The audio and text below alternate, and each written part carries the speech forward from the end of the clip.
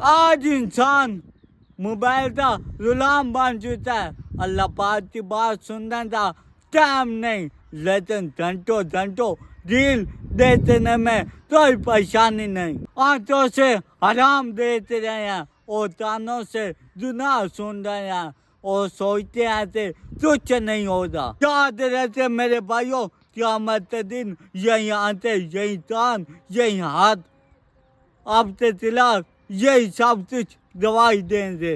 नमाज के वक्त नींद आती है, लेकिन रात भर मोबाइल चलाना आसान लगता है। क्या यही ईमान की निशानी है? अगर आप अभी भी नहीं रुके तो यही मोबाइल फोन आपको जहन्नम की तरफ लेकर जाएगा। मेरे भाइयों, अभी भी सुधारा रुक जाइए, आराम कंटेंट छोड़ दीजिए। मेरे भाइयों, वक्त निकलने के बाद कोई मौका नहीं मिलेगा।